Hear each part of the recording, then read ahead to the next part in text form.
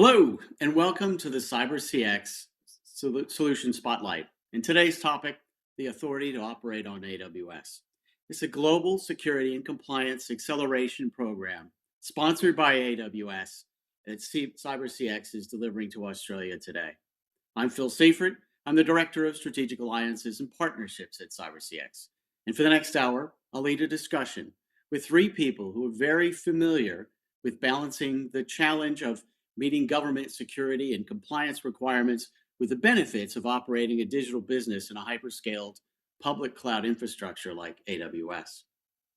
As with all CyberCX Solutions Spotlight webinars, we're seeking to keep you informed during these times of reduced in-person events and assist you to maintain an effective cybersecurity posture. And on behalf of the nearly 1,000 strong CyberCX team here in Australia, New Zealand, the UK, and now the USA, we want to thank you for taking the time to be with us. So on to today's agenda.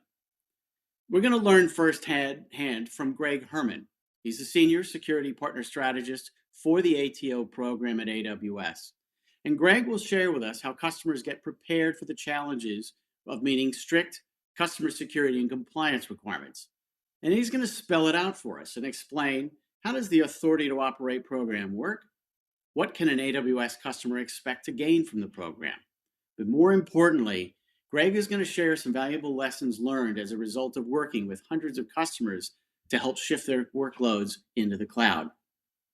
Following Greg, we'll meet with Warren Jansen. He's the Executive Director of the Industry Capability Network here in Australia, and he's living the experience of a business transformation program with strict compliance requirements of the federal government. And as a customer of both AWS and CyberCX to help him on the journey, Warren will share valuable customer insights and the lessons learned. Next, Peter Bausman, an Executive Director of CyberCX. With years of security experience in Canberra, Peter knows how to help customers with their cloud transformation programs that meet federal government compliance requirements. He works with a lot of demanding stakeholders in that case. So when we wrap that up, we're going to get to some open dialogue and Q&A. We've received over 200 registrants to the webinar and a number of questions in advance, and it's fantastic. And it really demonstrates the interest in this topic. So please use the question facility to lodge any questions that you have as we go along. So let's first turn to Greg, actually, who's joined us from the United States. Welcome, Greg. How are you today? Doing well. Thanks for having me. Appreciate it. Thank you. Now, Greg, you're a senior security partner strategist for the ATO program in AWS.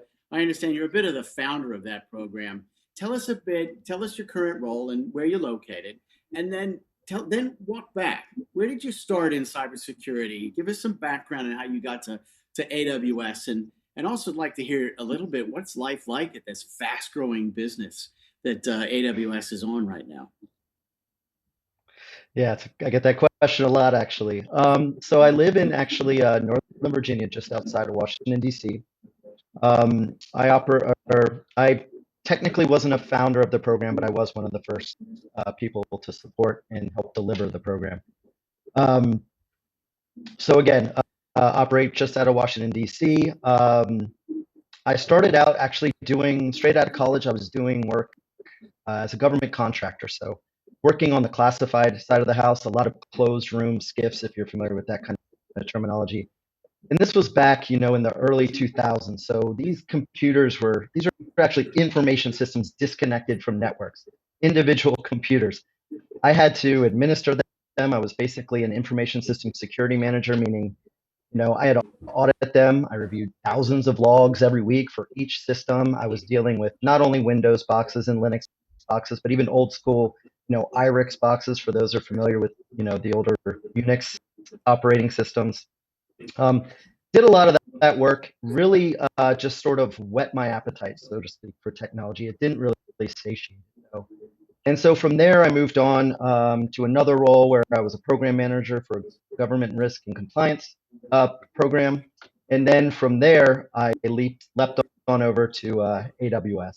And at the landscape, cloud computing was obviously going to be taking the world by storm. There was no doubt about it, between the cost savings and the the simplicity, the pre-defined and pre-secured services that are available, things like that. So I knew that was going to be a big jump and something that I was going to want to do long into the future. And so joined AWS about almost 5.5 years ago. And Thank you, Greg. the rest is Appreciate history. that. Now, that's good, and I'm assuming there's the opportunity to bounce on some Blue Origin flights is in your comp plan along the way. It's an exciting to watch AWS and what you're doing in the business. Let's move to the ATO program and the authority to operate on Amazon Web Service, or ATO, which got to say up front, you didn't design it based on the Australian tax office that we have here. But tell us a little bit. What does the program deliver to customers, and why did AWS see the need to launch a program like ATO? Yeah. So back in 2017, 2018, we were running metrics on things like how long it takes to get a FedRAMP authorization. And FedRAMP is very similar to IRAP, by the way. It's a US-based version. Um, and it was taking a really long time. Our customers were clamoring for help. It wasn't clear how to do it in the cloud. They had met previous government mandated regulations on security and information systems and physical data centers, but not in virtualized environments. So there was a lot of struggle there, up to almost 24 months for some customers to get a FedRAMP authorization. Far too long. Technologies can be born and die in 24 months. So we recognized this as a problem, and we wanted to support and help our customers get through these lengthy processes. Initially, the thought was, well, let's develop a team to try to support our customer base and get them through. The problem with that concept was it wasn't scalable. We'd have to have hired hundreds of people just for that role. We recognized that there were subject matter expert partners that we had at our disposal at AWS. We've got a massive partner network, and the powers that be thought, why don't we leverage that partner network? They've been able to accelerate these processes on their own. Why not bring them into the fold? And so that's what we did. We basically created ATO on AWS, which is a partner-based program. We rely heavily on our partner community to support our efforts, with the primary driver being to simplify and accelerate customers developing and delivering workloads on AWS and meeting their differing compliance and security and regulatory needs. Thank you. That's really clear as to what the program does. Can you give us a little more detail? How many designated partners do you have globally? Give us a little size and scale, if you would. We just broached the 35 partner mark. We're somewhere between 35 and 38, to be honest. I have to go back and look at the actual numbers, but we have broached the 35 mark. As part of this program, so most of those partners, truthfully, are US-based. We've just started our global expansion. CyberCX is one of our first partners to join, our very first partner to join in Australia, but one of our first partners to join from outside of the US. So that's the expansiveness. That's how far we're getting. But to touch a little bit on what our partners do, I basically like to lump them into 3 different categories. We have our technology partner / ISVs. I should really refer to them as ISVs. They deliver third-party SaaS or third-party products that help support customers meet their security requirements by deploying and launching actual security products within the boundary, within their authorization boundary. Secondly, we have systems integrators, and they have done a great job of developing automated mechanisms to deploy compliant environments on AWS for customer consumption. So they'll deploy a platform, deliver it to the customer, and the customer can move their workload onto that platform, and it'll come with licensing and third-party products to make sure you meet your, the entirety of the needs that you have to meet your different requirements and security controls. And then lastly, we have our consulting partners or consultants, and they are the Swiss Army knife. They understand the compliance processes. There's one thing to know about compliance and meeting regulatory requirements is it's not just about technical security. You need to understand the processes you have to go through, and you need to know how to communicate what it is you're doing to meet the different requirements. And that's where our consulting partners come in. They can do some of the technical work too, but what they really are that trusted advisor that help you. Thank you. Hey, look, again, really helpful to give us the background and what it is an ATO partner designate actually does. You mentioned FedRAMP. That's where the breadth of your experience exists, and in its comparison to IRAP. Any specifics that you see either similar or different between FedRAMP and IRAP here in Australia? So I'd say one of the biggest two of the biggest similarities are one, IRAP is based off the risk management framework, which was developed by the National Institute of Standards and Technology, and they have a whole NIST 800 series of special publications around different security mechanisms. IRAP does leverage a lot of that information, as does FedRAMP. FedRAMP is so they're very similar in that regard. Additionally, having to get that third-party attestation, having a third-party assessor come in and do a rigorous, um, technical evaluation of your solution, not just filling out a form attesting to the fact that you do something, or having policies that state you do something. And FedRAMP and IRAP are actually technical. They will go in and double check that what you state you are doing, you are doing. And then one of the other big similarities is the system security plan. It's sort of the crown document both for FedRAMP and DoD, and that's where you have to go in and document how you're meeting each and every security control, every security requirement, and do it in sufficient detail that your ultimate authorizing official, the person that's going to sign off on your system, can understand that you are in fact meeting all of your controls. Thank you. And you know what? It sounds daunting and it does sound complex. And obviously the impact would be time, complexity, then therefore time. Hey, share some of you've been doing this for a few years now. Share some of your lessons learned, some of the things that you might talk to the audience and help prepare them for this step. So I would make a few recommendations first and foremost. One, ensure you have some form of sponsorship. IRAP, like FedRAMP, you ultimately need you need somebody in the government that's going to sign off on your solution. Otherwise, you're assessing a solution and going through all these steps for ultimately, very little payoff at the end. If you want to be IRAP authorized, certified, that's what you need. Same with FedRAMP. Secondly, understand the compliance framework. Don't assume that you just need the technical skills to pull it off. You need folks on your team, or you need a trusted partner on your team that know the ins and outs of the different processes. Not understanding that could ultimately result in, obviously, long-term delays, resources being expended on, more than they need to be because they don't understand the process. So they have a long learning curve. And additionally, just understanding how the documentation effort works too. Documentation is very important when it comes to compliance, particularly regulatory compliance. Being able to articulate how you meet controls is important. Obviously, it's not as important as implementing the technical security mechanisms, but it is important, just as important in getting across the finish line, getting your authorization.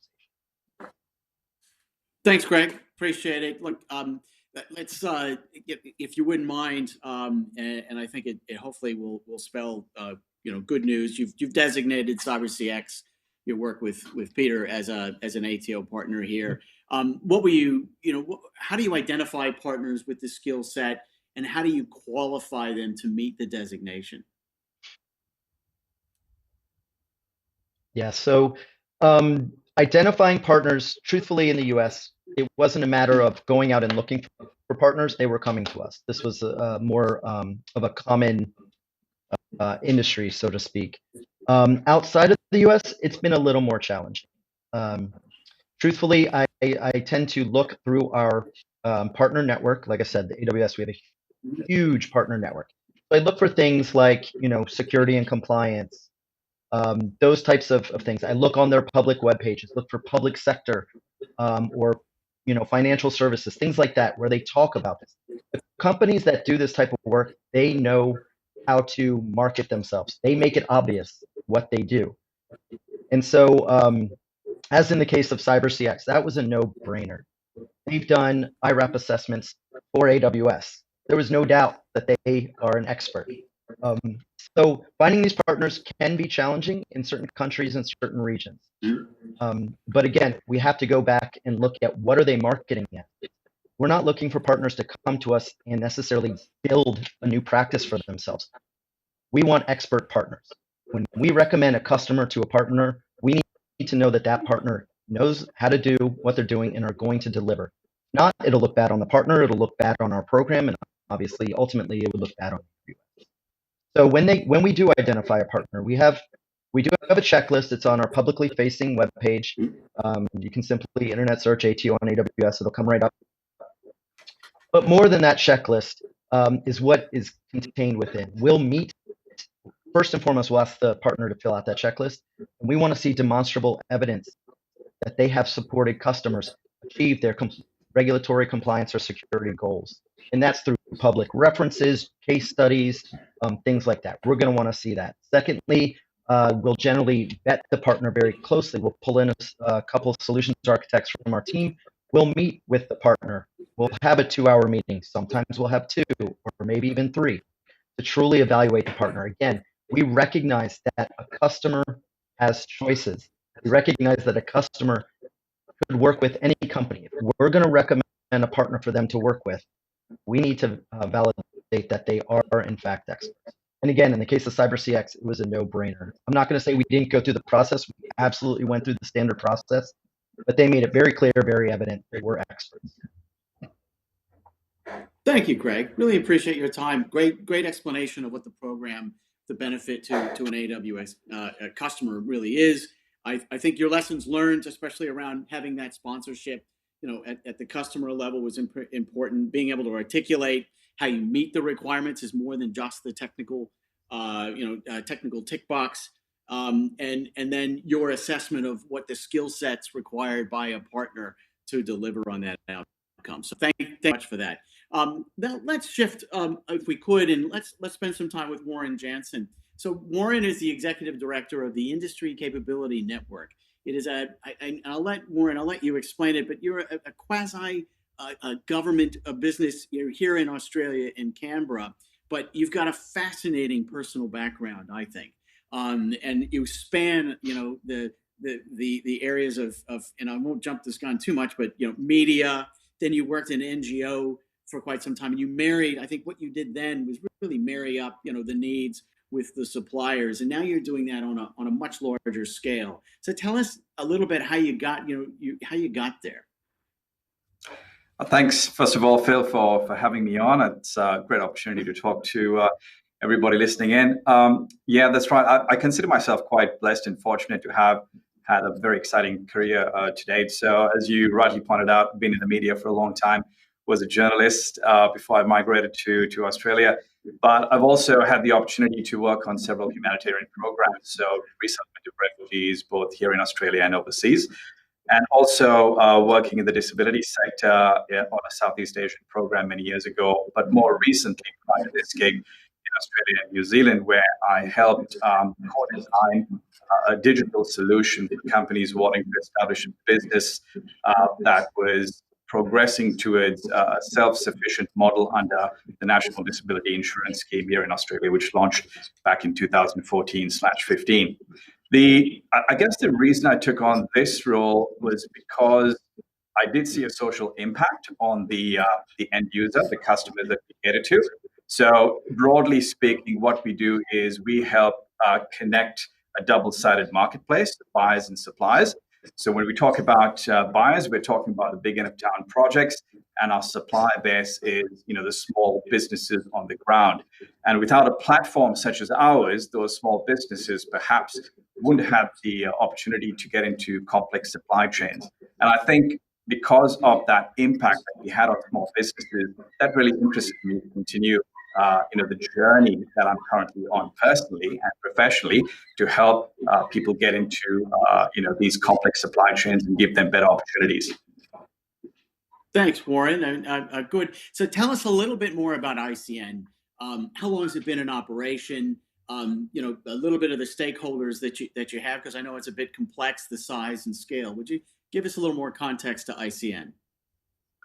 Well, ICN has been around since 1984. I actually represent the national office, which is based in Canberra, and we were set up in 1995 to take on a coordination role. And we've got a presence across Australia. And what we do is we're not just a platform that facilitates this matchmaker role, so to speak. We don't just facilitate a marriage between the buyers and suppliers.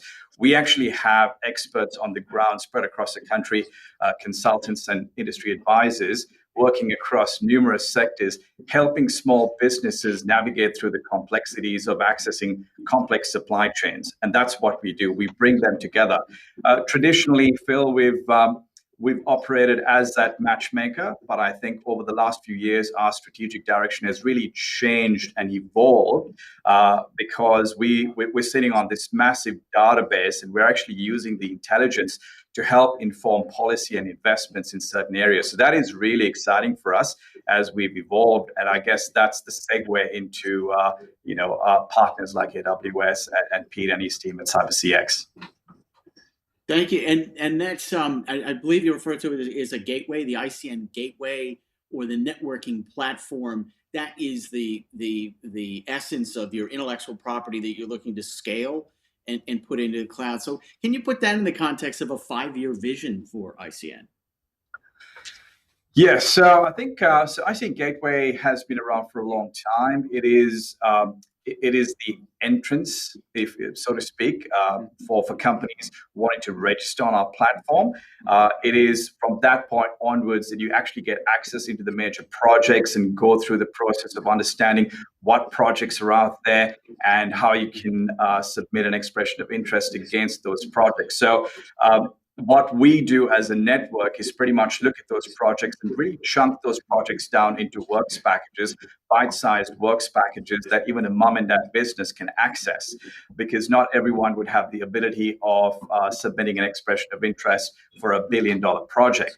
But what we do is essentially use the gateway to help people get access into these projects, and we would help them through the process. Now, Gateway is our flagship product. You can register for free. If you want better visibility, then you pay for a subscription, just like any usual subscription model. But what we've done is we've actually taken Gateway to the next level. In the recent past, we've actually bolted on a procurement platform onto the back of Gateway as well. So not only do we actually just facilitate that initial partnering or matching process, but we actually facilitate an end-to-end project lifecycle process along with this procurement platform that we've now bolted on the back of Gateway. So what we're doing is we're really consolidating and rationalizing our products and services based on market need. So Gateway has now evolved into this end-to-end procurement system that is very easy to use, because it means that suppliers only have to enter their information once, and then that's ported across into all of the different modules and value adds that we have under the ICN umbrella. And this business transformation you're looking to undertake, it really boils down to the technical requirements of when you're shifting to the cloud to gain scale, speed, and larger access. Is that what are the technical challenges you faced and in doing that? Look, that's right. I mean, if you look at our platform, we've got about 80,000 companies on our platform, and that means that we need to ensure we've got a responsibility to ensure that the data on the platform is really secure. And as I said, we've been on a journey where strategically we're more aligned to commercializing our products and services. We used to be fully funded by the government prior to 2015. But our funding model's changed, our business model has changed, like so many other companies, and we've evolved. So our journey has been one of commercializing our products and services, which has meant that we really need to capture what the market wants. So we've introduced things like the procurement platform, like I mentioned, things like ICN Insights, which really capture the data in an easy to understand and digest format.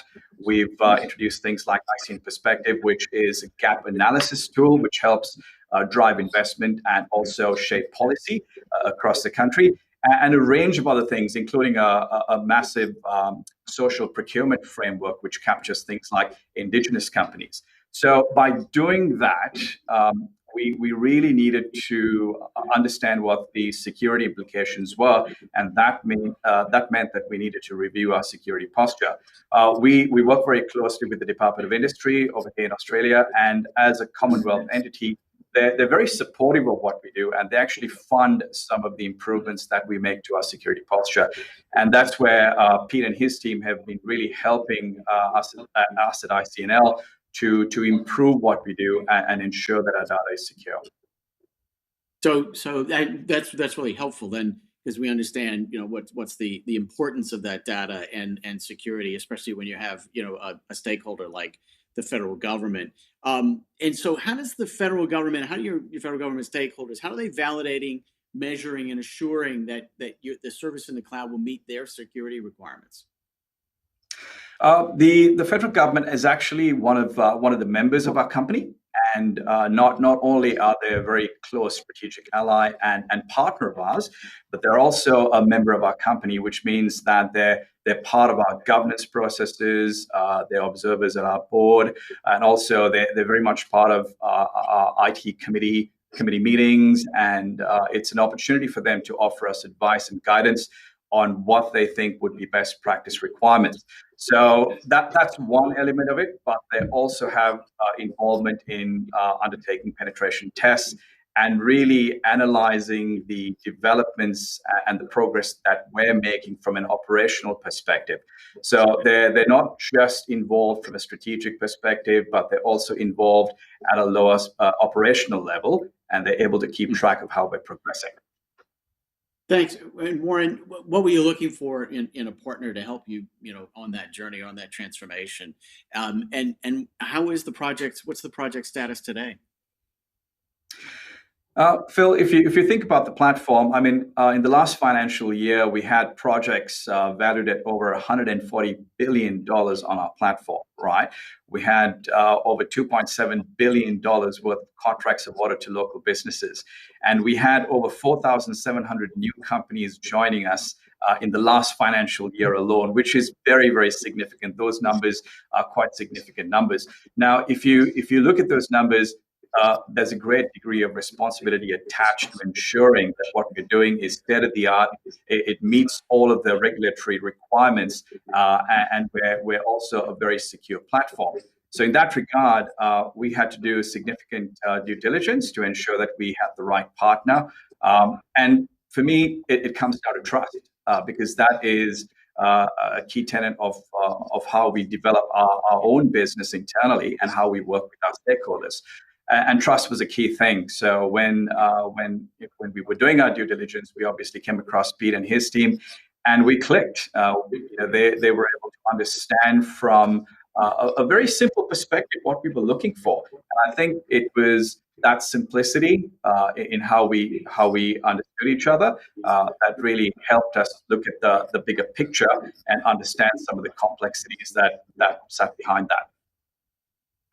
Thanks, Warren. Let's wrap it up with this part of the interview, if I could.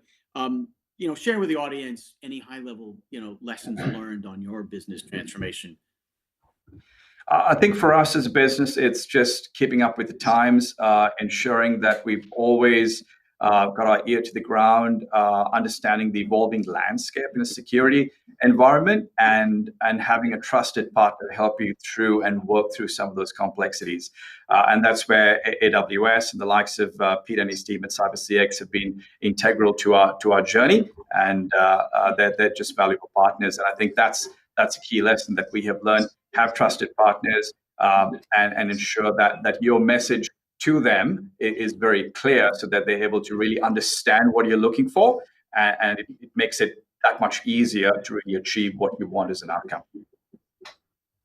Thank you, Warren. Really appreciate it. Great story, and I think one that would resonate, especially now. But I think some of the size and scale, $145 billion in program work, $2.7 billion, in small business that have been, awarded business as a result of ICN is impressive. And, we salute you for that. That's great for us in the economy. Thank you. But let's move on to Peter, if we could. Hey, Peter, how are you? Hey, I'm good. How are you? Good, good. Well, you must be feeling pretty good because, you've had some nice things said by Warren and Greg, and now we need to learn a little bit more about you. You're an executive director here at CyberCX. You've joined us in the last year. You were formerly, and you built a very successful security consulting business in Foresight Consulting, years of experience. Where did that start? Where did security start for you? And how did you apply that to building your own security company? And then finally, how's life? Because you've been with us for just under a year now. How's life at a fast-growing company like CyberCX? Yeah, thanks firstly, Phil, for having me on, and also thank you, Warren and Greg, for those kind words. I've been in the industry for over 20 years now, but my first purely cybersecurity role was with Telstra. I was in a security engineering part of the business, and actually we were responsible for maintenance and management of an internet gateway. It was the first internet gateway for a government agency that was actually certified by what was called DSD then, but is Australian Signals Directorate now. In 2004, I heard about the IRAP program. IRAP is the InfoSec Registered Assessor program, and went through the course and the exam and became an assessor, and have been an assessor in that program since then. In 2004, moved to VeriSign a couple of years later. Worked in their global security consulting arm. I still continue working for government agencies as customers, but also expanded into lots of private sector work for large-scale multinationals. Worked across Asia Pacific and US, so really exciting opportunities that came with that role. And then started Foresight in 2009 after some changes at VeriSign, and sort of been growing since then. Been working, with cloud services since 2013. And more recently with AWS since 2017. In terms of what it's like working at a fast-growing company like CyberCX, for me, it's been really challenging but rewarding, and lots of opportunity, some great clients, interesting work, and I think with our scale and level of expertise, I really feel like we can make a genuine difference to our clients' security posture. Thanks, Peter, and good background. It's nice to hear. Now you've done, I think the entrepreneurial side. You've built a very successful business, but you focused your attention. You really are an expert in federal government, in Canberra-based customers, and so I want to hear a little bit more about that. What do you think is unique for those of us outside the Beltway, as they would say in the United States, and ACT? What are some of the specific environments that you see in Canberra that might benefit others, and what's keeping them up at night? Yeah, federal government, yes, is based in Canberra. So typically what I've found is that means it's a really security savvy clientele. So our customers are generally well versed in Australian government security policy. So they understand the Australian Government Information Security Manual. They understand the protective security policy framework and other guidelines, regulations, and standards that apply. So usually very across that. So that's one part of it. I think the other thing is there's a real driver for Australian government agencies that they're driven by their mission to really protect Australian interests, data and systems from adversaries. So compromises, the extraction of classified data are probably key concerns for them. They're probably things that keep agencies awake at night. And ultimately system compromises, apart from losing information, of course, they erode reputation and trust in the public service as well. So my experience has been that they really like to have a trusted advisor to provide assurance that services that they procure and services that they use have an appropriate level of security in place. Excellent. Well, thank you, and that's helpful. It should be to the rest of the audience in terms of the depth of requirements to know, federal government security standards and posture, and quite well when you break into that business. So, in some of the consulting services that are specific that you've delivered over the years, to those clients, here, in Canberra, or wanting to do business with federal government. What are some of those, and how do you add value? How does your team add value to customers' outcomes? Yeah, so a lot of the work we do is in the GRC space, so governance risk compliance space, advisory, and also security engineering. So like you said before, we have a focus on federal government, and we also have a focus on cloud security as well, sort of the both of them. But we do a lot of work around preparation for IRAP assessments, the authorization processes that Greg referred to before. We conduct lots of IRAP assessments ourselves of cloud service providers, but also of Australian government agencies as well, and their systems that they may have built in the cloud.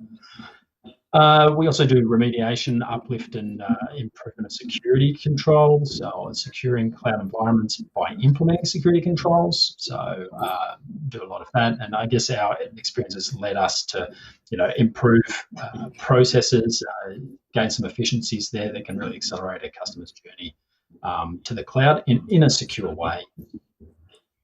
Excellent. And so this leads me to the next question. Perfect setup. Thank you, Pete. Warren, Warren approached you with a business transformation program. What was your assessment when he approached you with the business challenges? How did you break that down, and how did you work with Warren to get him on this journey to the IRAP assessment and improve security posture? Yeah, so ICN had another party have a look previously and provide sort of a baseline gap analysis, if you like. There were a number of activities that needed to be undertaken. Additionally, there are new processes and assurance activities that have come into play in recent times that they needed to be aware of as well. So really, we've focused on improving security of the organisation and their cloud services, and also preparing ICN for an IRAP assessment and authorization process. So they already had an existing AWS environment. Our first goal was to implement security controls and uplift the security posture of that existing AWS environment. So that included some technical controls like segregation of accounts, setting up AWS organizations, centralizing security services through AWS Security Hub, set up a systems manager for patching, guard duty for alerting, etc. So all of those security services needed to align with the Australian government security standards, which was an important part to consider, I suppose, as well. And then secondly, we had work to do around security documentation. So we've been developing a suite of documentation in readiness for the authorization process. And so there was a number of security documents in this case, some related to the system, some related to the wider organisation. Finally, we're also working with ICN to devise their continuous monitoring plan. So that's the piece of work that we're working on with them at the moment. Thank you. Okay, thanks, Pete. I really, the big takeaway there is you really help them align, to the government requirements, to their stakeholder requirements for security and compliance, and then you set the baseline and move them through a journey, which is helpful. It's a good narrative, actually. So you've now been designated, or CyberCX has been designated as this, this authorized to operate partner on AWS. How did you find the assessment process? Engaging with Greg. Was it onerous? Was it challenging? And can you share, what it means to CyberCX that we have that designation? Well, Greg's on the call, so I will, of course, say nice things about it. But it was actually a very good process. Evaluation assessment was thorough, but fair, and I think that's actually a good thing to see. Like Greg talked about before, we need to demonstrate maturity in a number of areas, provide some case studies, some references from clients. We had to demonstrate methodologies, deliverables. So it was, like I said, it was thorough, but it was actually a really good experience. And yeah, I found it very easy to Greg and get this across the line. Ultimately, was a really good experience too. Good. And what do you think it means to CyberCX? Is it an important designation for us? Oh, absolutely. In my mind, the program intends to provide a pathway for those organisations that are using AWS and need to adhere to specific regulations and guidance. So having a dedicated program that provides that clear and secure path to get authorization to operate an AWS cloud service, that should have a positive impact on the security posture of cloud service providers or other enterprises that want to work to Australian government, as well as Australian government agencies themselves. So I think there's also a further opportunity, I suppose, to demonstrate our expertise and deliver great security outcomes for a variety of new clients as well, and hopefully allow us to assist clients along that assessment and authorization journey. Thanks, Pete. Now that rounds out the interview component of this webinar, and I think next we want to take some questions. We want this to be an open dialogue, between all of us, if we could. We've got a little bit of time left here, and we do have some questions that are coming in. We're going to look to Greg on the first question. Where in Australia, our experience on ATO, is it any different to programs from around the world you've been involved in? Is this fairly similar? I know we're in an early stage, but give us some Australian context, if you could. You have visited the country before in the past. Yes, I have visited the country before in the past. Lovely country. Sydney's beautiful. So that's my butter you up part of my response. Thank you. Truthfully, there is no program like our program in the world. We are making our program part of the world. We are expanding outside our borders. And I don't say that with arrogance in any way, shape, or form. The truth is we launched it and there wasn't anything like it. And the groundswell we're seeing, again, not just in the US, but outside the borders is what's drawing us to really provide this support. The different compliance frameworks are, they have differing components to them, but at the end of the day, they're all looking for the same thing, providing federal, local governments, as well as other customers and other regulated industries, strict security mechanisms to ensure that the data that they process and maintain, whether it's on behalf of the citizens of a given country or region, or whether it's classified data or just security relevant data. At the end of the day, they're all looking for mechanisms to both protect that data as well as define ways to assess the security of a workload that is going to be processing data. And I think that's where the process which can at times be the more complicated part, because you need to know the ins and outs of it. You need to know when you need to do what, with whom you need to do what, how do you get on the radar of a government agency, those types of things. And so our program, again, haven't seen it anywhere else in the world. I'm not saying there aren't partners and companies out there doing this work in other countries. There absolutely are. I just haven't seen a program like ours. Thanks, Greg. Let's look at the next question, if we could. Pete, what advice do you think you can give businesses? What do they need to understand when they're dealing with government compliance requirements? And I think to Greg's point, that question, that point of getting on their radar. Give us a little insight from Canberra, if you would. Yeah, I think to Greg's point, understanding the process is really important. There are core activities around preparation, assessment, authorization, but it doesn't just stop there. There's an ongoing activity around continuous monitoring. Additionally, granting authorization to operate only lasts for a set time. It's not indefinite. And furthermore, there are often changes in cloud environments that need to be factored in. So consider, I think, firstly, consider that this will be an ongoing process. It's not a project which has a defined end date per se, but it keeps going, and there are activities you need to factor in as you move forward. I think understanding the cloud assessment and authorization framework is a really key part. It was released by the Australian Cybersecurity Centre on the 27th of July last year. It really outlines the different phases of the assessment and authorization process. And it has some additional focus areas. So it has a real focus on understanding shared responsibility, understanding what data flows where and where it's retained, and some other additional, I guess, focus areas as well. In particular, the shared responsibility, I think, is a really key part for organisations that are looking to work for government, but also for government to understand well and understand that some of the security responsibilities will change depending on the cloud service you decide to use.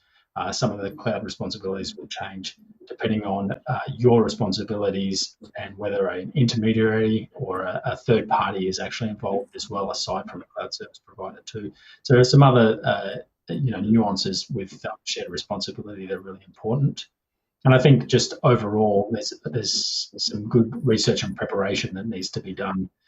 There's similarities, as Greg has alluded to, there's similarities to other assurance programs, but assessment and authorization under the new framework really does have specific Australian government context, and require that understanding of that context and intent, I guess, as well.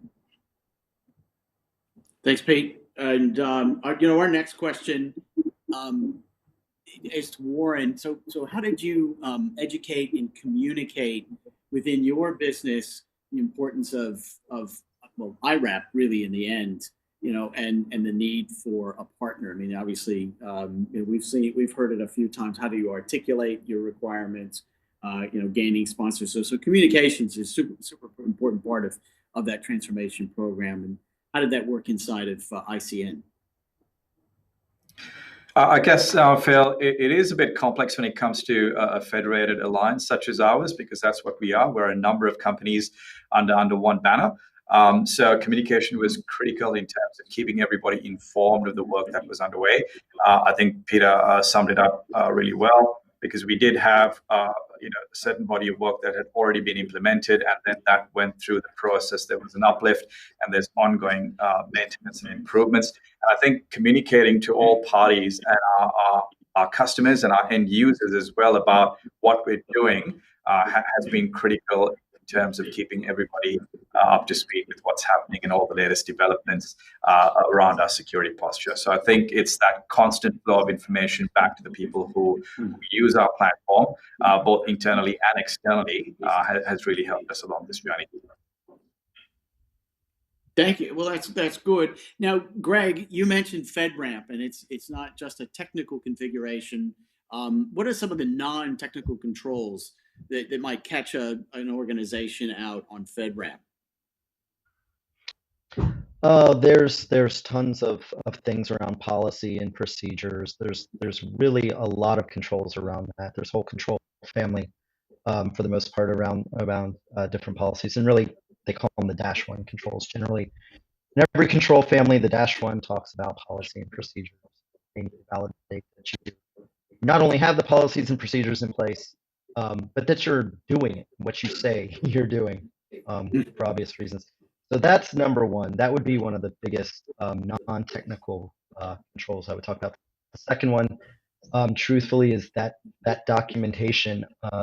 It's extensive. An authorization package is extensive, lots of documentation, and just like for IRAP, that system security plan is a large document, it's a detailed document, and you need to answer it truthfully and articulate, and just as important as that, articulate it properly. You need to be able to describe things to demonstrate that they're meeting controls. You don't just talk blatantly about security implementations. You need to address the controls, the specific security controls, or otherwise known as requirements. And so I'd say those are the two big things: ensuring you've got the policies and procedures in place, you're demonstrating those policies and procedures on a regular basis. You're actually following what they say, and then the documentation. Thanks, Greg. Now, this is open for everyone. We'll make this a bit of an open discussion. It's been brought up a number of times when we talk about the shared model of responsibility when we talk about a hyperscale cloud environment. I might ask Warren, first of all, from a customer perspective, when have you become more familiar with what shared responsibility is when it refers to shifting a workload or moving a workload into the public cloud? It's not.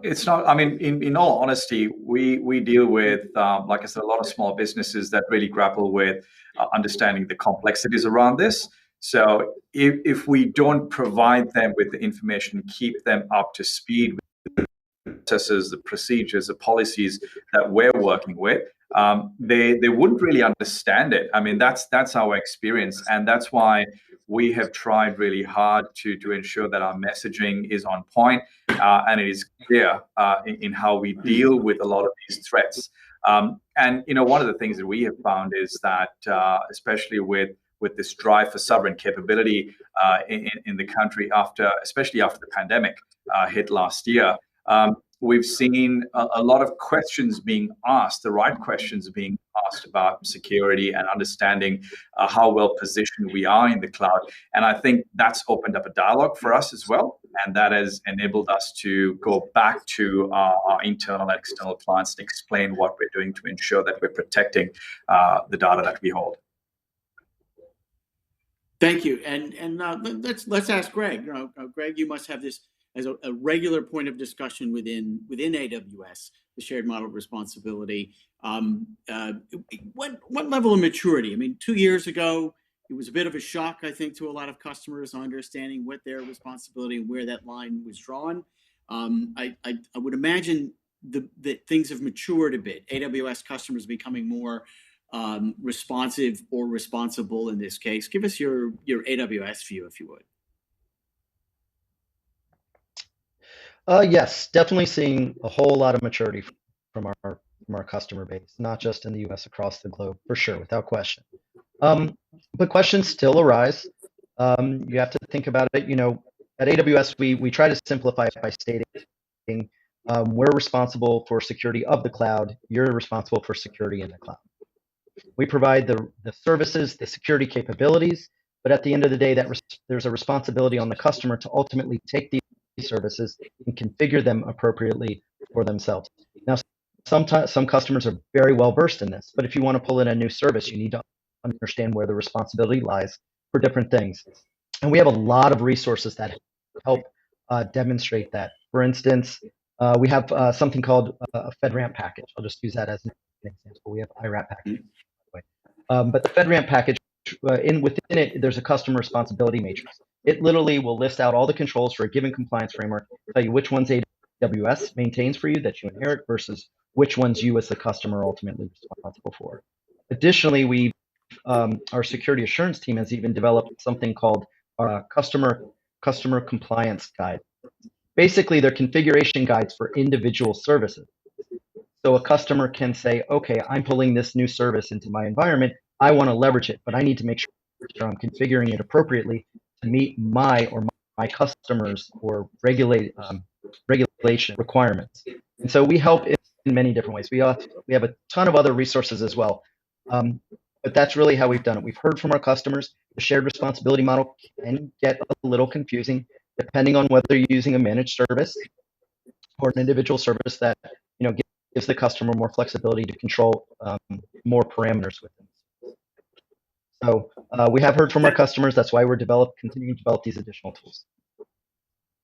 Hey, thanks, Greg, and then on to Pete. Is this a big part of when you're doing the consultant gap assessment and you're helping a customer along on that journey?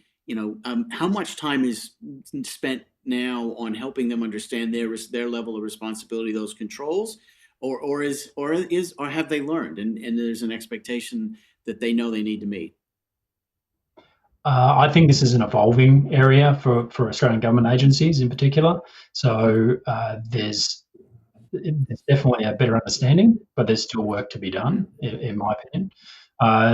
To Greg's point just before, the IRAP package that is included on AWS Artifact actually has a spreadsheet that's called the CSCM, which is the Cloud Security Controls Matrix. It has all of the controls taken from the ISM and where AWS is responsible for those, or where a cloud consumer, a government agency, needs to consider something additional. Additionally, we put together a little while back now something called the AWS Consumer Guide, and the Consumer Guide actually has some additional customer considerations that government agencies can have a look at and really understand maybe a bit more about what their responsibilities will be. That's also included in their IRAP authorization package as well, so you can download that from Artifact. Separate to that, I think it's a very good point that Greg makes in terms of a fully managed service, a SaaS service, IaaS service. The responsibilities do change, and understanding that as well is a key part of the process. We definitely work with organisations where we try and map this out in terms of shared responsibilities, and understanding that, and also understanding, I think I mentioned before, there's third parties involved as well that you need to factor in. They might be providing a AWS service, or they might be providing access to a landing zone to provide access to build workloads in AWS. There might be other parties involved, and that's where it can kind of get complex. And we've definitely been working through with a lot of different organisations around how that shared responsibility model can work effectively for complex situations like that. Thanks, Pete. Thanks, everybody. We have one last quick question. So the ATO and AWS program, is it suitable for small business? Is it something that they can take on? Do you help work with, for example, defense in their supply chain, and how would they operate at a protected level? And I think that's probably perhaps a Pete question, frankly. Oh, thank you. So I think yes is the answer. Absolutely. That businesses large and small can gain efficiencies from using this program. Absolutely. Especially if they're working to defence. That is a very good point. Defence will require some processes to be followed. So the assessment and authorization process is going to be very important to them. The actual, I suppose the assessment and authorization process to get to that protected level as a specific call out is, it's something that we can certainly help with, and that's probably the vast majority of the work that we do is actually helping organisations get to that protected classification level, or the official classification level, through an assessment and authorization process. So, yes, in short, yes, it's definitely suitable for small business. All right, and important, obviously, to Warren's organization. Listen, we're really at the end here. I got to thank Greg, Warren, and Pete for a really valuable session today, and I think we've learned a great deal more and much better understanding at a level, at all three levels, both a technical and a commercial level as well. So thank you. We hope that what we've shared with you today will help you along your journey, and that transition into to the cloud, in meeting the compliance and security requirements more broadly. And we look for more of the CyberCX solution spotlights in the near future. Everyone will receive a copy who is registered, a link to an email, and this has been recorded for replay. Thank you. Please stay safe and have a good day. Thanks for your time. Thanks, Phil.